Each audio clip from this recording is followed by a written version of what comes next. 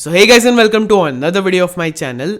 और कुछ टाइम पहले हुए D23 एक्सपो में मार्वल ने अपनी सीक्रेट इन्वेजन सीरीज का एक ट्रेलर ड्रॉप किया। अगर आपने ट्रेलर देखा होगा तो ट्रेलर अच्छा था। इस पूरे ट्रेलर में ये story line Nick Fury, Maria Hills, War Machine जैसे कैरेक्टर्स के आसपास रिवॉल्व करती है।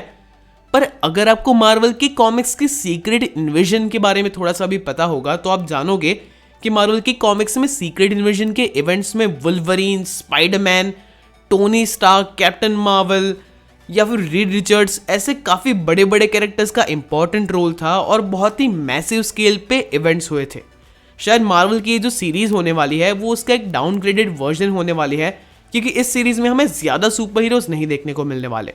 पर मैं चाहता हूँ कि आप कॉमिक्स की सीक्रेट इन्वेजन के बारे में जानें ताकि आपको पता चले कि ये कितनी अच्छी स्टोरी है एंड किस तरीके से उसका अडेप्टेशन हमें आने वाली सीरीज़ में दिख सकता है। तो इसलिए आज के वीडियो में मैं लाया हूं सीक्रेट इन्वेजन की complete story. And without wasting any more time, चलिए स्टोरी को शुरू करते हैं।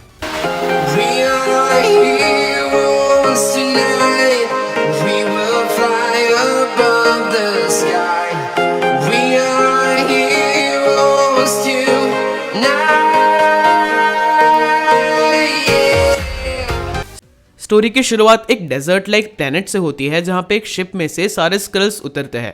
ये सारे स्क्रल्स स्क्रल एम्पायर के बड़े बड़े जनरल्स और साइंटिस्ट थे।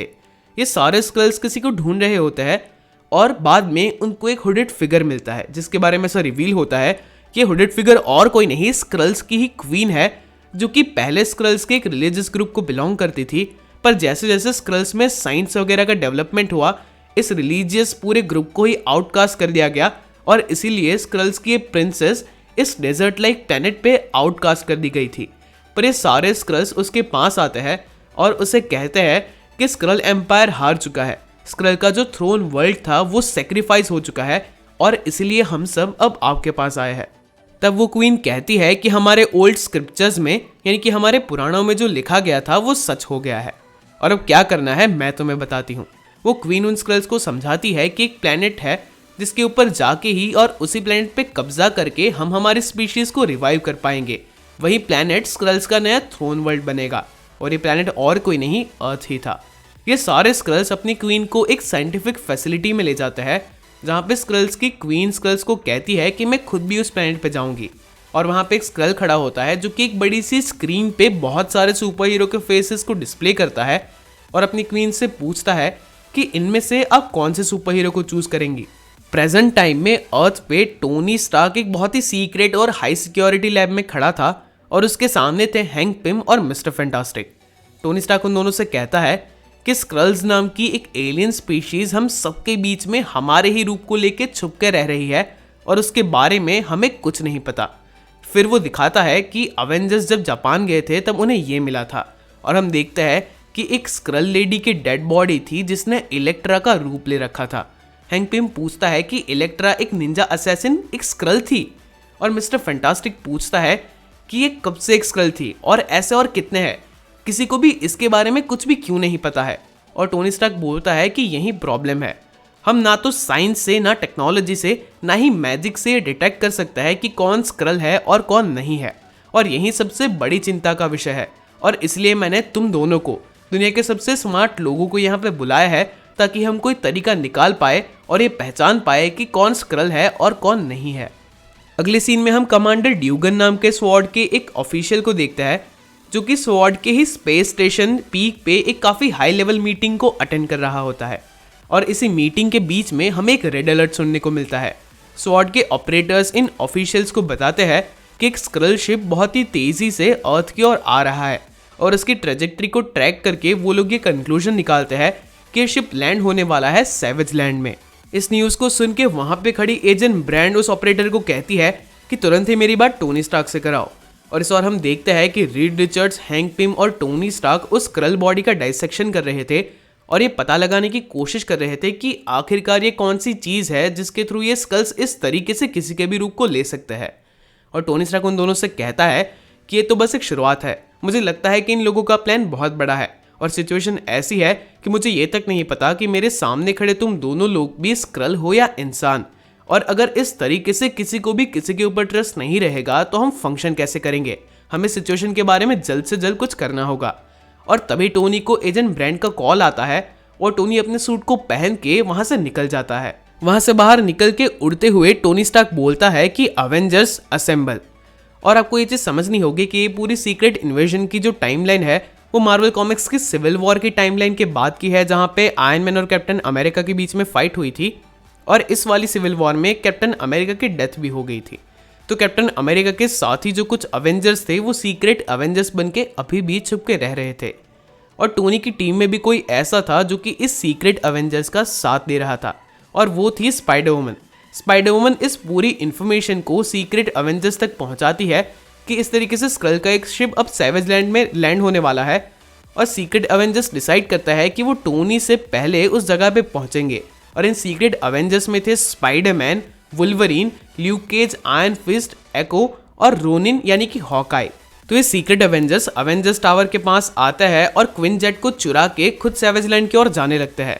और सैवेज लैंड एक ऐसी जगह थी जो कि अंटार्कटिका पे थी और एक प्री हिस्टोरिक जगह थी, यानी कि ये पूरी जगह पूरे वर्ल्ड से अनटच थी और यहाँ पे अभी भी पुराना वेजिटेशन और डायनासोर जैसे क्रीचर मौजूद थे। मार्वल कॉमिक्स का कजार का कैरेक्टर भी इसी जगह को बिलोंग करता है और इसलिए जब ये सारे सुपर हीरो सैवेज लैंड में लैंड करते हैं, स्पाइडरमैन बोलता भी है कि हमें शायद कजार को बुला लेना चाहिए। पर ये सारे सुपर हीरोज जैसे आगे बढ़ते हैं उनके ऊपर डायनासोर जैसे क्रीचर्स अटैक भी करते हैं और बहुत ही मुश्किल से वुल्वरीन अपनी स्मेल का यूज करता है और उस स्मेल को ट्रैक करते हुए ये सारे सुपर हीरोज उस स्क्रल शिप के पास पहुंचते हैं। लेकिन क्विन जेट के चोरी हो जाने के बावजूद आयरन मैन कुछ ऐसे एवेंजर्स के साथ जो कि उड़ सकते थे, जिसमें थी captain Marvel, Aries, Wonder Man, Sentry और खुद आयरन मैन, सैवेज लैंड के उस स्क्रल शिप के पास आ पहुंचा था। और अब सीक्रेट एवेंजर्स और टोनी के पावरफुल एवेंजर्स आमने सामने हो चुके थे। उनमें बहस होने लगती है कि क्या उन्हें उस शिप को ओपन करना चाहिए या नहीं। और धीरे धीरे ये बहस एक फाइट में टर्न आउट होने ही वाली थी कि टोनी का पूरा सूट माल फंक्शन होके आउट ऑफ कंट्रोल हो जाता है। टोनी धीरे धीरे पावरलेस फील करने लगता है और फिर हम देखते हैं जार्विस को, जो कि स्टार्क टेक के एक मेन फ्रेम कंप्यूटर में वायरस को अपलोड कर रहा था। उसकी वजह से स्टार्क इंडस्ट्रीज की सारी फैक्ट्रीज काम करना बंद कर देती है, सारी सैटेलाइट्स भी ठप हो जाती है। और इतना ही नहीं, जब कैप्टन मार्वल शील्ड को कांटेक्ट करती है कि टोनी को किसी वायरस ने इन्फेक्ट कर दिया है और हमें उसे रेस्क्यू करना होगा, तब मारिया हिल्स कहती है कि हैरी कैरियर्स भी काम करना बंद कर चुके हैं। और उस वायरस को अपलोड कर देने के बाद जार्विस की आंखें ग्रीन हो जाती है और वो बोलता है कि ही लव्स यू। और ये बस एक इंसिडेंट नहीं था, मार्वल यूनिवर्स के सबसे सिक्योर प्रिजन्स राफ्ट और आइस क्यूब में सारे विलन्स और क्रिमिनल्स आज़ाद हो जाते हैं। और उसके बाद हम देखते हैं एक लेडी स्क्रल को, जो कि बैक्स्टर बिल्डिंग में सूजन स्टॉर्म यानी कि इनविजिबल वुमन के रूप को लेके जाती है। वहां पे नेगेटिव जोन के पोर्टल को ओपन कर देती है, जो कि पूरे सिटी को डिस्ट्रॉय करने लगता है और वो भी बोलती है कि ही लव्स यू। हम स्वॉर्ड के स्पेस वाले हेडक्वार्टर्स में एजेंट ड्यूगन को देखते हैं, जिसकी आंखें भी हरी ग्लो करने लगती है। वो उसी स्पेसशिप के सेल्फ डिस्ट्रक्शन के बटन को प्रेस कर देता है और वो भी बोलता है कि ही लव्स यू। यहाँ हम देखते हैं कि मिस्टर फैंटास्टिक और हैंक पिम उस स्क्रल बॉडी के ऊपर रिसर्च कर रहे थे और मिस्टर फैंटास्टिक बोलता है कि फाइनली मैं समझ चुका हूँ कि आखिरकार स्क्रल्स कौन से ट्रिक का यूज करते हैं और उन्हें डिटेक्ट कैसे किया जा सकता है। और जब वो घूमता है तब वो देखता है कि हैंक पिम उसी के ऊपर एक लेजर गन को पॉइंट कर रहा था और हैंक पिम बोलता है कि मैं ऑलरेडी जानता हूँ। ऐसा बोलते ही वो उस गन को फायर कर देता है और मिस्टर फैंटास्टिक की इलास्टिक बॉडी पूरे रूम में बिखर जाती है और फ्लूइड की तरह बन जाती है। और फिर हम देखते हैं कि हैंक पिम भी और कोई नहीं, एक स्क्रल ही था, यानी कि स्क्रल्स ने अब अपना पूरा सीक्रेट इन्वेजन शुरू कर दिया था।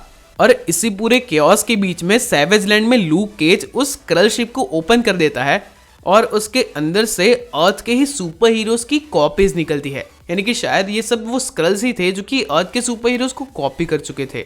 और इन सुपर हीरोज को देख के हमारे टोनी स्टार्क के साथ आए हुए अवेंजर्स और सीक्रेट अवेंजर्स से समझ जाता है कि अब उन्हें साथ मिलकर ही काम करना होगा। और वो लोग इन सुपर हीरोज को फाइट करने के लिए रेडी हो ही रहे थे कि तब उनमें से एरीज बोलता है कि मैं गॉड ऑफ वॉर हूँ और मैं ये समझ चुका हूँ कि अब ये एक वॉर है और ये बस एक डिस्ट्रैक्शन है, असली वॉर कहीं और होने वाली है। तो मैं तुम सबको कहूंगा कि जो भी उड़ सकते हैं या फिर जो भी यहाँ से निकल सकते हैं वो सारे यहाँ से निकल जाओ, हमारी ज़रूरत कहीं और होने वाली है। और तभी हम देखते हैं स्पेस में कि स्पेस के स्वॉर्ड के हेडक्वार्टर्स के तबाह होने के बाद कुछ एजेंट्स जो कि सिक्योरिटी बबल में, रेस्क्यू बबल में वहाँ पे पड़े हुए थे, वो देखते हैं कि स्क्रल्स की शिप का एक पूरा बड़ा सा काफला अर्थ की ओर बढ़ रहा है। So that is it for today guys. यही था सीक्रेट इन्वेजन का फर्स्ट पार्ट और स्क्रल्स का अर्थ के ऊपर इन्वेजन स्टार्ट हो चुका है। और अब अगले एपिसोड में हम देखेंगे कि हमारे सुपर हीरोज इन स्क्रल्स से कैसे फाइट करते हैं। इस स्टोरी को हम कुछ एपिसोड्स में कवर करेंगे। वीकली आपको एपिसोड्स चैनल पे मिल जाएंगे, तो नोटिफिकेशन को ऑन करना मत भूलना। And that is it for today guys. अगर वीडियो अच्छा लगा तो इसे लाइक करो, शेयर करो। अगर चैनल पे नए हो तो चैनल को सब्सक्राइब करो। मिलते हैं हमारे अगले वीडियो में।